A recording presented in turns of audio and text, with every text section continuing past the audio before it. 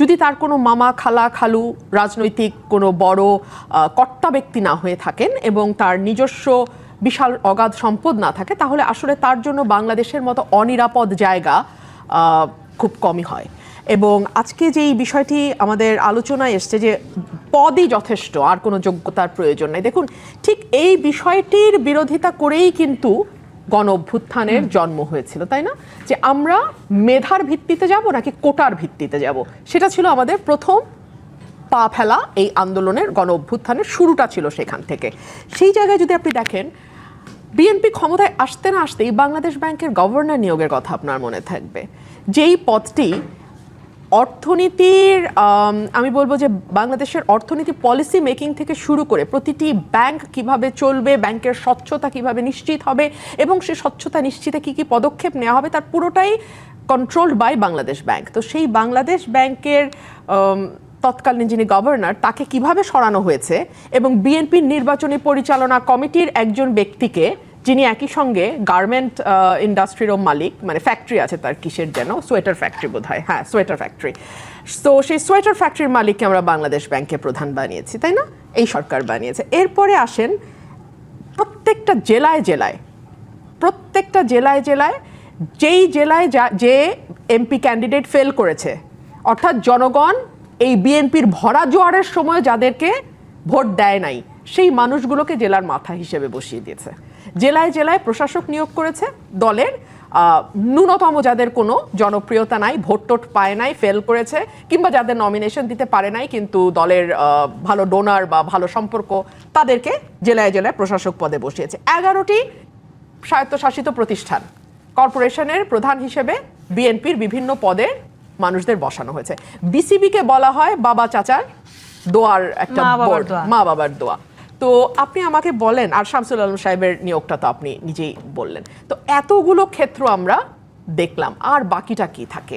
এবং আপনি সুপ্রিম কোর্টের বিচারক নিয়োগ বলেন কিংবা আপনি নির্বাচন কমিশনে কমিশনার নিয়োগ বলেন, সকল কিছুর মানে মূল চিন্তাটাই হচ্ছে উনি আমার দলের কিনা। ধরুন এই যে বিশ্ববিদ্যালয়গুলোতে একটার পর একটা ভিসি আমরা চেঞ্জ হয়ে গেল, হ্যাঁ, এই দলীয়করণ আমরা আওয়ামী লীগের সময় দেখেছি, কিন্তু আমরা তো সেখান থেকে বের হয়ে সত্যিকার অর্থে যোগ্যতা আছে এমন মানুষকে তো ভিসি হতে দেখলাম না।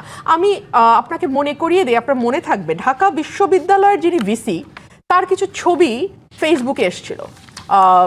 প্রধানমন্ত্রীর স্ত্রী ডক্টর জুবাইদা রহমান ঢাকা বিশ্ববিদ্যালয়ে যাওয়ার পরে ওনার যে বডি ল্যাঙ্গুয়েজ আমরা দেখলাম সেই ছবিতে, আমি ভাবতে পারি না আসলে, মানে আমাদের ফ্যামিলিতে তো বিশ্ববিদ্যালয়ের শিক্ষক আমার 3 চাচা ছিলেন অ্যাকচুয়ালি। সো তাদেরকে কখনো, তারা কেউ ভিসি হন নাই, কিন্তু তাদেরকে এই বডি ল্যাঙ্গুয়েজে কোনো ছবি, আমি 70 দশক 60-এর দশকের কথা বলছি, চিন্তাও করা যায় না।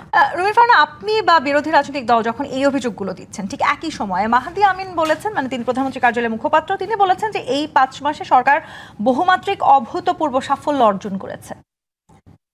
মানে মাহাদি আমিনের দায়িত্ব হচ্ছে কি কি জায়গায় সরকার সাফল্য অর্জন করেছে সেটা বলা, তাই না? আমি তো আপনাকে একটা একটা করে খাত ধরে ধরে বললাম।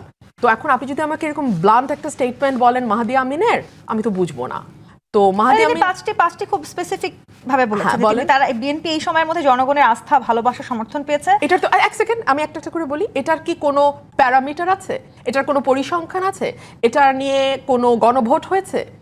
এই গণভোটে 90% মানুষ বিএনপির প্রতি আস্থা দেখিয়েছে, মানে এই 4 মাসে না। দ্বিতীয়টি তিনি বলেছেন যে ইশতেহারের আলোকে সব শ্রেণী পেশার মানুষের স্বার্থ রক্ষা করা হয়। যেমন কোন শ্রেণী পেশার মানুষ? তারা কিন্তু বিভিন্ন সময় তারা ইশতেহারে বলেছেন ফ্যামিলি কার্ড শুরু করে অনেক ফ্যামিলি কার্ডেও তো খুবই বৈষম্য হচ্ছে। যেই এলাকাগুলো বিএনপি এলাকা, সেখানে হচ্ছে বগুড়া বিভাগ হয়ে যাচ্ছে। আগে আমরা দেখতাম সমস্ত বরাদ্দ গোপালগঞ্জ যাচ্ছে, এখন আমরা দেখছি আমাদের শাহ আলমের মানে ইউনিয়ন পরিষদের চেয়ারম্যান ছিলেন, if I am not wrong, তার পরিবারের নামে এতই রাজকীয় পরিবার তার, যে তার ভাইয়ের মেয়ে, নিজের 2 ছেলে, সবার নামে জেলায় জেলায় হচ্ছে। হ্যাঁ, ডেফিনেটলি নিজের দলের লোকজনকে তো বিএনপি পুনর্বাসন করছে। 3 নম্বর কি বলেছেন মাহাদি আমিন? স্বল্প সময়ের চ্যালেঞ্জ মোকাবেলায় সরকারের সফলতা। কোন চ্যালেঞ্জ সরকার মোকাবেলা করেছে স্বল্প সময়ে? আমরা বরং উল্টো দেখেছি যে অদ্ভুত সব ঘটনা ঘটছে যেটা বাংলাদেশের ইতিহাসে কোনোদিন হয়নি। বাংলাদেশের ইতিহাসে এখন সংসদে বিভিন্ন দেশ বিষয়ক মৈত্রী কমিটি হচ্ছে, আমি জানি না, আমার বন্ধু শামীম পাটোয়ারিও ছিলেন সংসদে, দীর্ঘ সময় শামীম পাটোয়ারি কাজ করেছেন। আপনি কি কখনো রুমিন দেখেছেন? ফারহানা, আপনি যেহেতু বললেন, আমি একটু পরিচয় করে দিতে চাই আমার দর্শকদের সাথে। আমাদের সাথে যুক্ত হয়েছেন ব্যারিস্টার শামীম হায়দার পাটোয়ারি, মহাসচিব জাতীয় পার্টি। আপনাকে স্বাগত রাজকাহনে। যে জায়গায় আলোচনায় আমরা ছিলাম ব্যারিস্টার রুমিন ফারহানা, এরপর তিনি যেটি বলেছেন যে জনগণের স্বাধীনতা ও দেশের সার্বভৌমত্ব সর্বোচ্চ অগ্রাধিকার ও গণমানুষের প্রধানমন্ত্রী রাষ্ট্রনায়কোচিত নেতৃত্ব।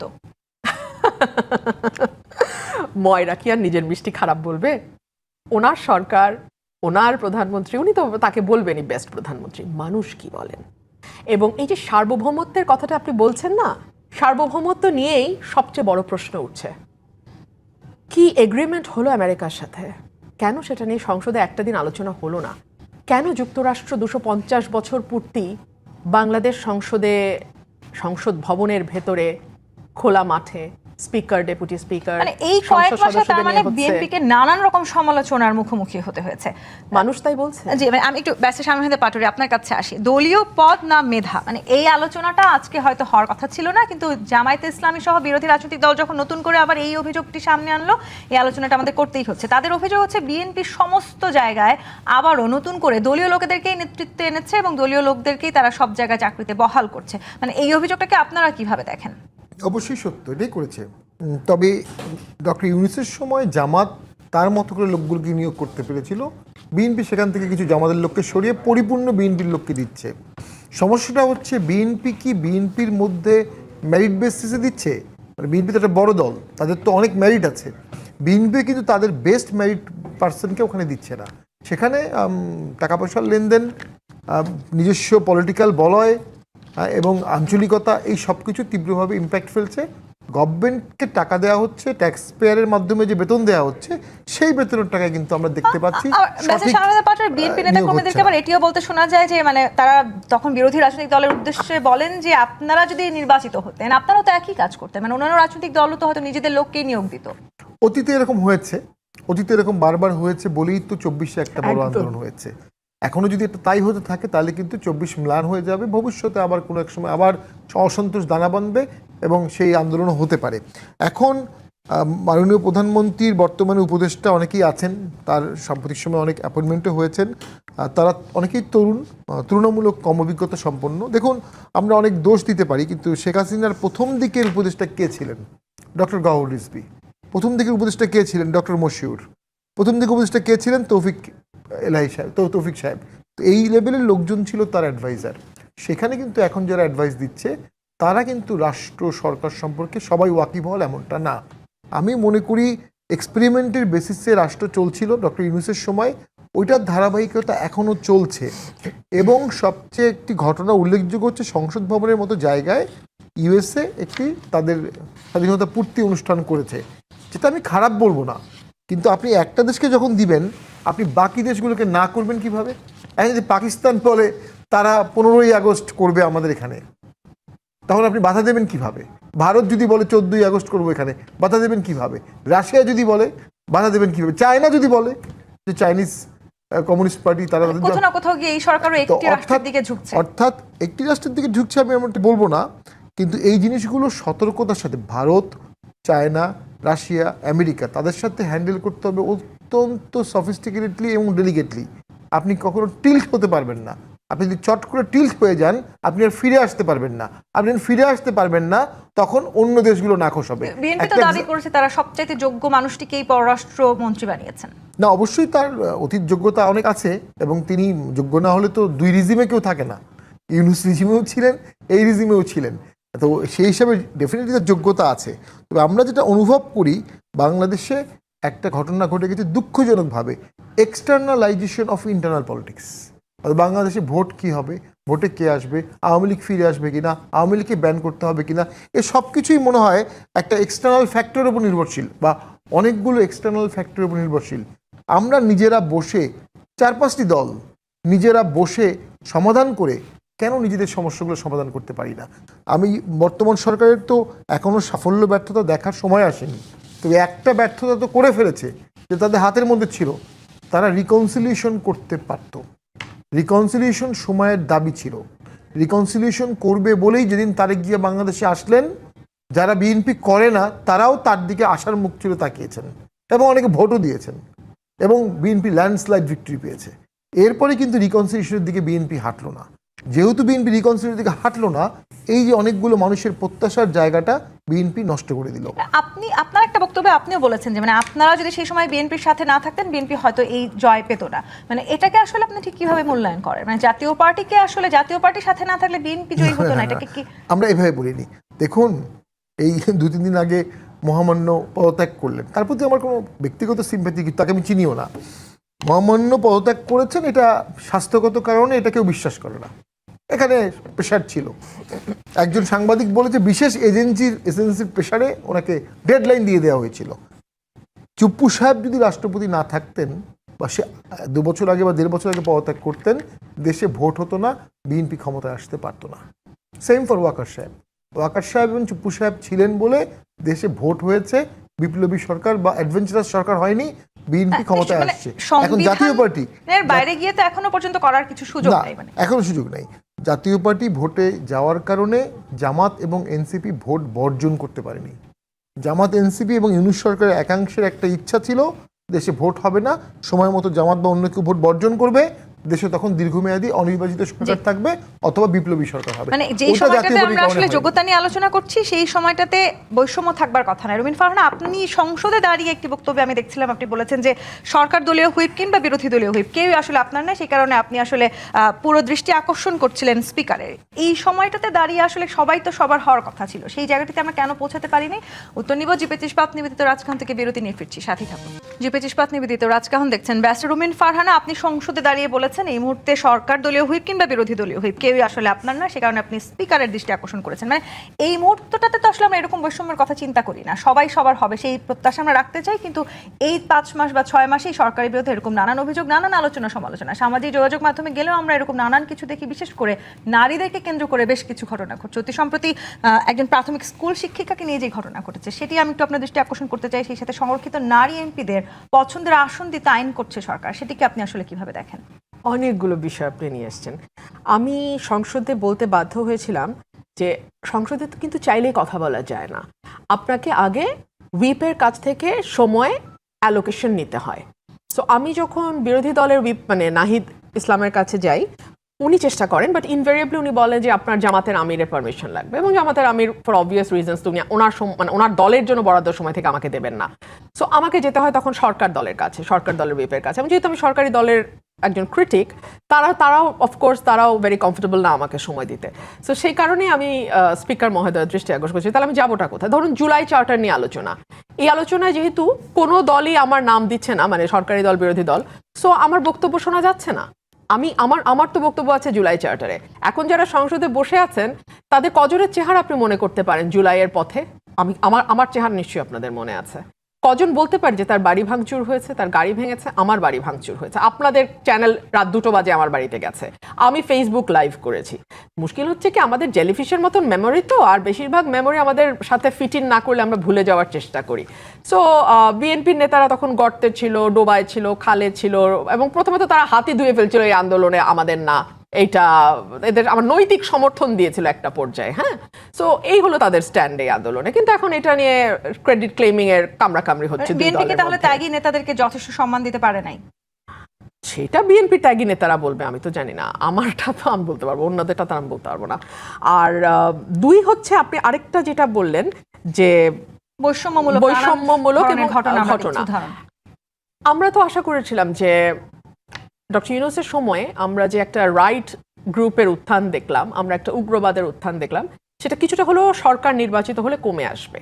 তখন কিন্তু একটা পর একটা মেয়েদের ফুটবল খেলা বন্ধ করা হলো, মঞ্চ নাটক বন্ধ করা হলো, গানের অনুষ্ঠান বন্ধ করা হলো, যাত্রাপালা বন্ধ করা হলো, নাটক বন্ধ করা হলো, সিরিজ অফ ইনসিডেন্টস কিন্তু হয়েছে ডক্টর ইউনূসের সময়। আপনারা যারা রাজনীতি করেন আপনাদেরকেও তো নানান সময় নানান রকমের ট্রলেরও মুখোমুখি হতে হয়। হ্যাঁ, মানে অফকোর্স। সো ওগুলা বাদই দিলাম, মানে এর বাইরেও একেবারে মানে ফিজিক্যালি অনেক হেনস্থার শিকার হতে হয়েছে বাংলাদেশের নারী সমাজকে।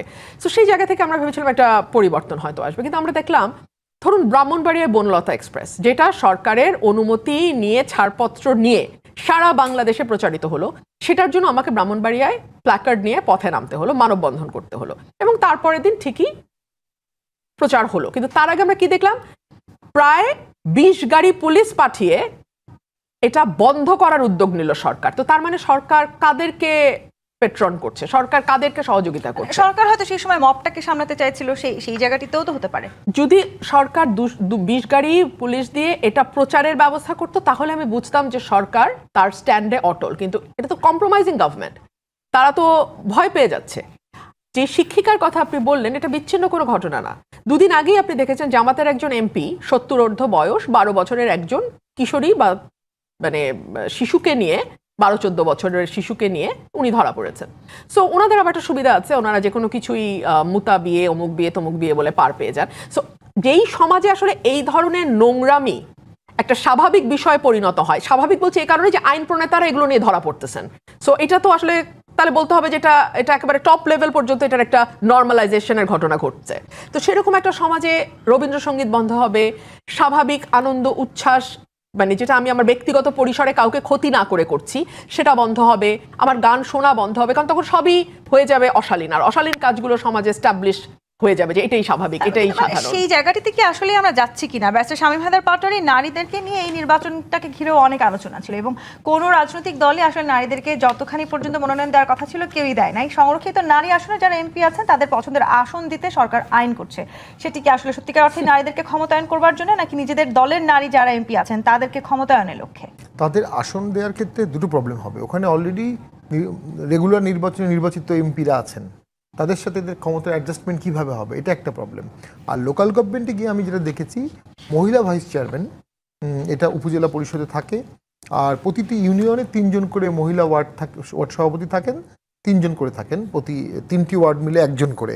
তাদেরকে কোনো বরাদ্দ দেওয়া হয় না, যে উপজেলা চেয়ারম্যান তার কাছেই বরাদ্দ যায়, তিনি সেখান থেকে দয়া করে যদি মহিলা ভাইস চেয়ারম্যান কিছু বরাদ্দ দেবেন। তো যেটি মূলত দরকার আমি মনে করি এই মুহূর্তে এমপাওয়ারমেন্টের যে বরাদ্দ, আপনি সরাসরি লোকাল গভর্নমেন্টের নারী নির্বাচিত সদস্য যারা আছেন তাদেরকে মোটা বরাদ্দ দেন, তারা এমপাওয়ারমেন্ট করে ফেলবে।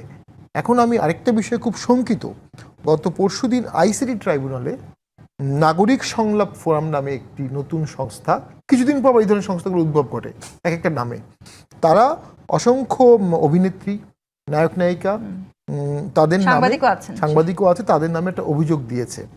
এদের মধ্যে 2-4 জন ছিল যারা সেই সময় আন্দোলনে বিটিভি ভবনে ভিজিট করেছিলেন, বাকিরা ওই সময় কোনো ভূমিকা পালন করেনি, বাকিরা বর্তমানে কথা বলছেন। অর্থাৎ বর্তমানে যারা কথা বলছেন ভোকাল, বাক স্বাধীনতার পক্ষে, কালচারাল রেভলিউশনের পক্ষে, তাদের মুখ বন্ধ করার জন্য আইসিটি ট্রাইব্যুনালে অভিযোগ করা হলো। এখন তো আপনি কথা বলতে পারছেন, ব্যারিস্টার শামীম হায়দার পাটোয়ারি, ব্যারিস্টার রুমিন ফারহানা সংসদে দাঁড়িয়েও তো সমালোচনা করতে পারছেন। আমি মনে করি রুমিন ফারহানা একজন অসাধারণ জুলাই যোদ্ধা, কারণ আমি তাকে তখন দেখেছিলাম, তিনি শহীদ মিনারে গেছেন, আন্দোলন করেছেন, মিছিল করেছেন ভয়াবহভাবে, এবং সেই অনুপাতে তাকে জুলাই পরবর্তী সময়ে জুলাই প্ল্যাটফর্ম তাকে কতটা ওন করেছে আই ডাউট, তাকে আরও বেশি ওন করা উচিত ছিল। এবং উনি স্বীকার করবে কিনা আমি জানি না, আমি মনে করি উনি আগেও পার্লামেন্টে ছিলেন, এখনও আছেন, আগের থেকে ওনার পার্লামেন্টে কথা বলার পথ সংকুচিত হয়েছে, অনেক বেশি সংকুচিত হয়েছে। এবং সেখানে আমি মনে করি হয়তো জামাতও তাকে স্পেস দিচ্ছে না, যেহেতু উনি অপোজিশনে আছেন।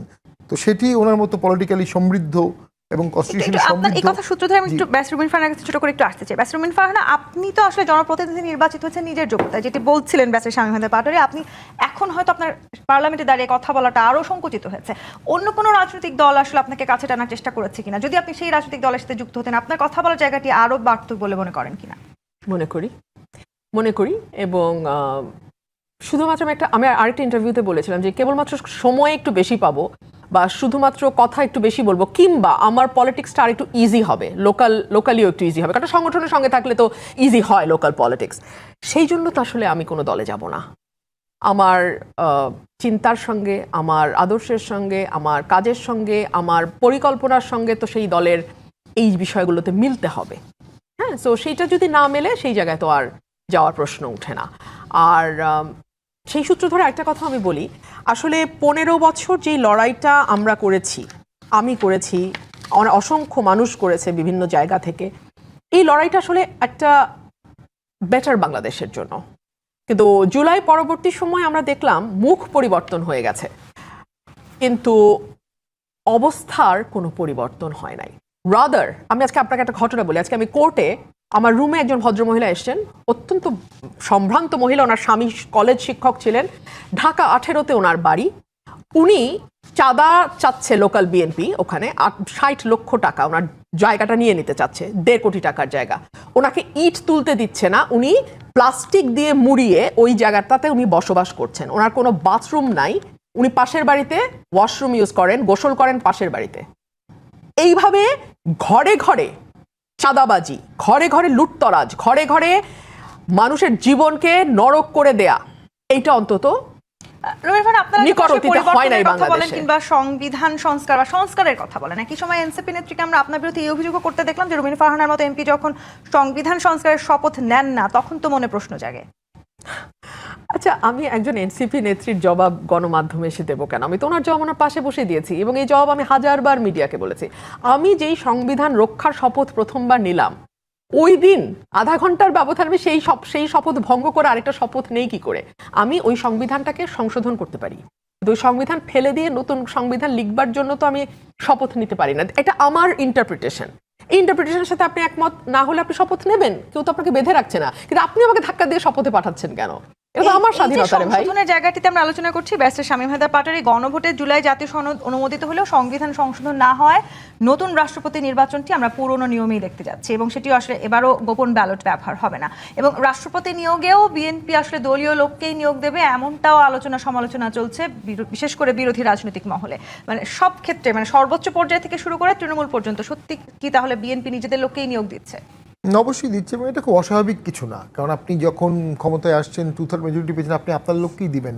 এর থেকে ডিপার্চার হবে এমনটা আমরা মনে করি না, আশা করাও ঠিক না। তবে যোগ্য লোককে দেন, ভালো লোককে দেন, এটা বিএনপির জন্য সুযোগ। বিএনপি যদি একটা ভালো লোককে, সর্বজন গ্রহণযোগ্য মানুষকে রাষ্ট্রপতি দিতে পারে, যিনি অপোজিশনেরও শ্রদ্ধা পাবেন, যিনি ক্রাইসিসে সাহসী ভূমিকা পালন করতে পারবেন।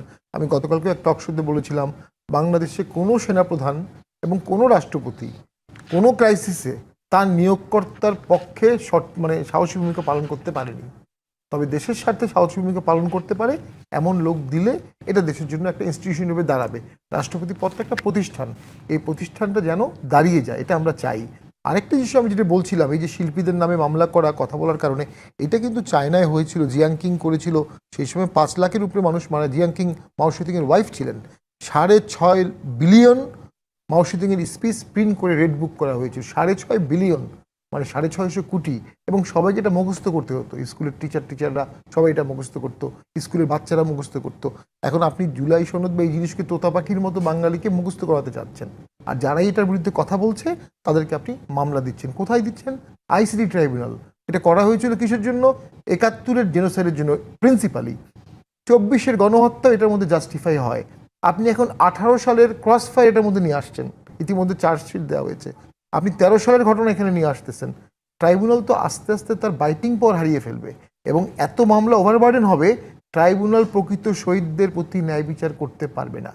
মানে এই বিষয়গুলো নিয়েও বিএনপি যথেষ্ট আলোচিত হচ্ছে, মানে সুপ্রিম কোর্টের বিচারক নিয়োগ কিংবা সুপ্রিম কোর্ট সচিবালয়, মানবাধিকার কমিশন অধ্যাদেশ বিএনপি সরকার বাতিল করায় আদালত মানবাধিকার কমিশনেরও সেই আগের জায়গায় ফিরে গেছে। অপরদিকে আবার আমরা প্রধানমন্ত্রীর একেবারেই জাঁকজমকবিহীন যে জীবনযাপন, সেইটি আসলে সর্বমহল নানান সময় প্রশংসা করাচ্ছে। মানে এই দুটো জায়গাকে যদি আমরা এক জায়গায় এনে দাঁড় করাই, সেটি আসলে বিএনপিকে কোনোভাবে ক্ষতিগ্রস্ত করছে কিনা, এই প্রশ্নের উত্তর নিব জিপিএইচ ইস্পাত নিবেদিত রাজকাহন থেকে। আরো একটি বিরতি নিয়ে ফিরছি, সাথেই থাকুন। আর একবার আমন্ত্রণ জিপিএইচ ইস্পাত নিবেদিত রাজকাহনে। ব্যারিস্টার রুমিন ফারহানা, নানান সময় এই 5-6 মাসের মধ্যেই বিএনপিকে নানান সমালোচনার মুখোমুখি হতে হচ্ছে, কিন্তু এর মধ্যে নানান সময়ে প্রোটোকলবিহীন কিংবা একেবারে জাঁকজমকবিহীন জীবন পরিহার করে তারেক রহমান সর্বমহলে এক ধরনের প্রশংসা কুড়িয়েছেন। কিন্তু এই যে নিয়োগ কিংবা অধ্যাদেশ বাতিল ইস্যুতে আবারও তাকে গুরুতর প্রশ্নের মুখোমুখিও হতে হয়েছে। আমি যদি আপনাকে পাল্টা প্রশ্ন করি, এর মধ্যে কোনটা আপনার নাগরিক হিসেবে আপনার জীবনকে এফেক্ট করবে? প্রধানমন্ত্রী কি শার্ট পরলেন, কি জুতা পরলেন, কি ছাতা নিলেন, কোন গাড়িতে চললেন, নাকি নিজের পায়ের উপর নির্ভর করলেন, সেটা কি আপনাকে নাগরিক হিসেবে এফেক্ট করবে? নাকি আপনার বাড়িতে আজকে 3 দিন ধরে চুলা জ্বলে না, গ্যাস নাই, কিংবা ধরুন বাজারে গেলে আপনার মাথা নষ্ট হয়ে যায় কারণ আপনি যে টাকা নিয়ে গেছেন সেই টাকা দিয়ে আসলে 2 দিন চলবার মতন বাজারও আপনার কেনা সম্ভব না, কিংবা ধরুন আপনি রাস্তায় নামলেন, ছিনতাইকারী এসে আপনার পেটে একটা ছুরি বসিয়ে দিয়ে আপনার হাতে যা কিছু আছে নিয়ে গেল, কিংবা ধরুন লোকাল বিএনপি লিডাররা আপনার কাছে চাঁদা দাবি করে বলছে যে আর একটা ইট গাঁথলে সেটা যদি বাথরুমের ইটও হয় আপনাকে মানে দেখে নেবে এবং সে কারণে আপনাকে তিরপল দিয়ে ঘেরা জায়গায় নিজের জায়গায় বাস করতে হচ্ছে। আসলে কোনটা আপনার জীবনকে এফেক্ট করবে, তাই না? পরিবর্তন কি এত বড় এফেক্ট ফেলতে পারবে নাকি সমস্ত রাজনৈতিক নেতাকর্মীদের মধ্যেই পরিবর্তনটা আমরা দেখতে চেয়েছিলাম? দেখেন, আপনারা না এক মুখে শত রকম কথা বলেন। হ্যাঁ, আমি এই কারণে আপনাদের কথাবার্তা বুঝি না। সারা জীবন আপনারা বললেন সকল ক্ষমতা এক ব্যক্তির হাতে থাকলে কেমন করে হবে, কিন্তু এখন আবার বলতে চান না। মানে শেখ হাসিনার আমল থেকে দেখছি যে প্রধানমন্ত্রী তো ফেরেশতা, বাকিরা সব ইবলিস। মনে হয় যেন ইবলিসরা যার যার জায়গায় শেষে বসছে, প্রধানমন্ত্রী এনে তাদেরকে বসায় নাই।